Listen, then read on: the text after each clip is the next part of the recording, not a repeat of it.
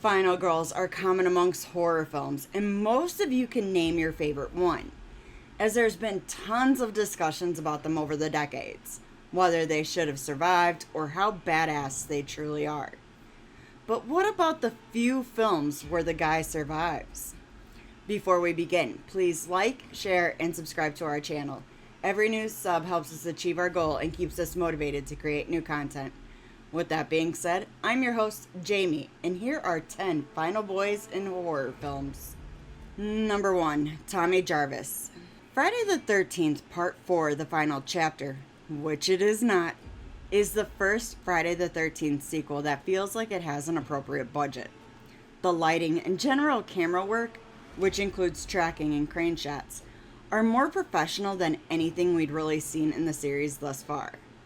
When it came to the Friday the 13th series, Jason Voorhees typically stalks and lumbers, but Paramount pulled no punches with what they intended to be, with Part 4 intending to be the final installment of their popular franchise. Jason Voorhees is near his iconic aesthetic in Part 4. The film is the first one that truly recognized Jason as a star, so there is less of Jason in the shadows, and he is more of a locomotive than before. Part 4 is also notable for introducing fan favorite final guy, here a dorky 12-year-old, Tommy Jarvis, played by promising 80s child actor Corey Feldman. Friday the 13th Part 4 also introduces us to the Trish Jarvis, Tommy's older sister, as well as final girl. Tommy would survive this, and the film implies that he might be the next Jason Voorhees. Part 5 steered the series in a different direction as it saw Tommy Jarvis, now 17, played by John Shepherd, in a halfway house, having visions of Jason Voorhees haunting him. The iconic version of Tommy is played by Tom Matthews.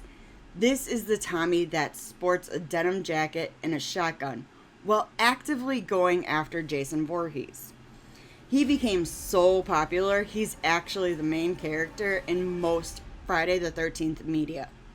Matthews even reprises his role in several of the popular Friday the 13th fan films, including the Never Hike Alone series. Tommy Jarvis has even eclipsed the original final girl, Alice, as the main protagonist of the Friday the 13th franchise. And you can stream this all on Pluto, Paramount Plus, Prime, Google Play, Apple TV, or Fandango. Number 2, Ashley J. Williams. Evil Dead is one of the most acclaimed horror franchises, boasting striking visuals, unhinged camera work, twisted humor, and over-the-top brutal deaths. It consists of 5 films so far, and a 3-season series called Ash vs. the Evil Dead. In 1981, Sam Raimi gave the world the original Cabin in the Woods, The Evil Dead. The original film sees 5 college students vacation at a rather rustic cabin in the woods. In it, they find the Naturom Demonato, or the Necronomicon, as well as a tape recording of an archaeologist reading incantations. That's when things start to go haywire. The Evil Dead introduces us to Ash Williams in his most reserved stages on his way to becoming the horror icon we know. Bruce Campbell would infuse the role and tone with his own humor and sensibilities. In The Evil Dead, Ash's sister Cheryl gets possessed after being assaulted by the forest itself. This is all because of the Necronomicon, which becomes a staple and a character itself throughout the series. The iconic Ash we've all come to know and love really began in Evil Dead 2, when he came into his role as a snarky deadite killer. He also got his iconic chainsaw hand after cutting his own off in Evil Dead 2. Ash would go on to become the horror icon destroyer of deadites through Raimi's original trilogy, as well as the equally bloody awesome series Ash vs. the Evil Dead, which deserves another season or 4. I stumbled across this on Wiki and legit laughed out loud. Bruce Campbell has stated Ash is incompetent at everything except fighting the Evil Dead. And you can watch the original The Evil Dead on AMC Plus, Fellow, Sling, Prime, Google Play, or Fandango. Number 3, Chris Washington. Jordan Peele pushed modern elevated horror into the mainstream with his 2017 directorial debut, Get Out. The victims in the film suffer a fate many would consider worse than death. Peele has proven to be a masterful suspense horror director over the years, almost a modern Hitchcock, if you will. Get Out consistently satirizes genre norms, particularly through the lens of race. More importantly, it critiques a more nuanced version of modern racism. The story sees Chris Washington, played brilliantly by Daniel Kaluuya, visiting his girlfriend's parents for the first time. Now, Chris is black, his girlfriend is white, and it is a genuine fear for him that her parents will be racist. It comes as somewhat of a relief to him that they carry themselves as affluent liberals. However, he quickly discovers that something much more sinister is going on in this lily-white suburb. The older generation of white people are talking over the bodies of the black people they lure in. It's quite literally cultural appropriation. The audience is demonstrated this awful fate in the infamous scene in which Chris is hypnotized and loses control of his body. He is trapped in his own mind, unable to control his own physical abilities, as another person has taken them over. Although all things work against him, Chris is smart and resourceful, and ultimately able to get out and take out some of these suburbanites while doing so. And you can check it out on Prime, Google Play, and Fandango. Number 4, Casey. 1998's horror sci-fi modest hit The Faculty was written by Kevin Williamson, hot off of Scream, Scream 2, and I Know What You Did Last Summer. The studios had high hopes for The Faculty, yearning it would be the sharp satire for alien sci-fi that Scream was for slashers. Unfortunately, it didn't quite live up to those lofty endeavors, but I think it was a noble effort.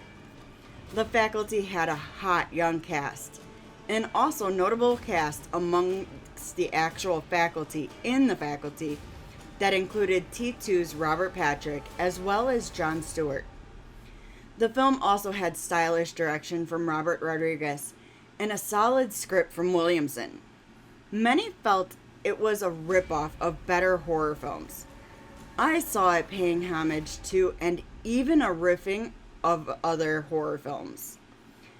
The Faculty was a 90s take on Invasion of the Body Snatchers. So the story follows high school students, including Casey, played by Elijah Wood, who learn that their teachers are being infested by worm-like creatures that take over their mind. If anything, the film is a comment on the homogenization of our education system and its curriculum. The end sees Casey fighting off and killing the queen alien parasite by himself. So make sure to check out The Faculty on Pluto, MGM Plus, Philo, Sling, Google Play, Fandango, and Prime. Number 5, Brody. Steven Spielberg's monster hit Jaws, which boils down to man versus the awesome power of nature, a theme Spielberg frequently revisits, is considered the original modern blockbuster. Jaws didn't just generate massive box office receipts. It was also met with overwhelmingly positive critical reception, garnering several Oscar nominations, including Best Picture, and it even won on general categories of editing and score. It's understandable, because even 50 years later, it's still a remarkable feat of cinematic engineering.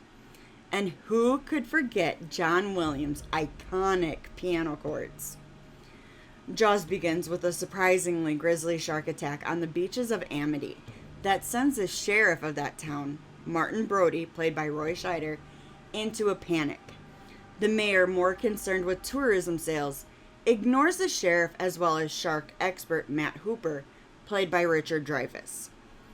The beaches remain open and a young boy is killed by the shark. Martin, Matt, and resident shark hunter Quint, played by Robert Shaw, team up to take down the shark menace once and for all. Jaws is rife with Spielberg's scope and style. It's a tightly edited, taut thriller with memorable characters and plenty of rousing sequences. Martin Brody and Matt Hooper end up surviving the great white's razor-toothed jaws after Martin takes it out by shooting an oxygen tank in its mouth. There are 4 Jaws films, and Martin is in the first 2, also taking out more sharks than Jaws 2. So sail over to Peacock, Prime, Sling, and Roku and catch Jaws for its 50th anniversary. Number 6, Mike. 1979 sci-fi fantasy horror Phantasm revolves around a town in which people are murdered by a mysterious, seemingly supernatural figure known as the Tall Man, who is played by Angus Scrimp. The Tall Man is a town mortician and has abilities that include being able to shapeshift, as well as raise the dead. Promotion for the film defined a phantasm as the delusion of a disordered mind, a phantom, a spirit, a ghost. This is a fitting description given the Tall Man's capabilities displayed in the Phantasm films. The first one is exceptionally surreal. Its eerie yet beautifully haunting score, which is honestly kind of reminiscent of The Exorcist, really creates this unearthly ambience. If you told me Phantasm was a David Lynch film, I would believe you. As far as lore goes, the Tall Man is a human with superhuman strengths, although with his abilities, especially necromancy, and even telekinesis, this makes him exceptionally dangerous. The mortuary in which he resides also harbors portals to other dimensions, and he has control over a metallic orb with a spear. Mike appears in the original Phantasm as a child, but as an adult throughout the rest of the series. He's skilled, intelligent, and even becomes a soldier. You can stream this madness over on Peacock, Google Play, Pluto, Plex, Zumo, Freevee, Fubo, Fandango, and Prime. Number 7, Charlie Brewster. The original Fright Night was released in 1985 and has spawned a franchise that includes a sequel and a remake starring the late Anton Yelchin, a talent we lost too soon. The 2011 remake, despite dismal box office, was well received, many considering it as good, if not better, than the 1985 version. I'm one of those people.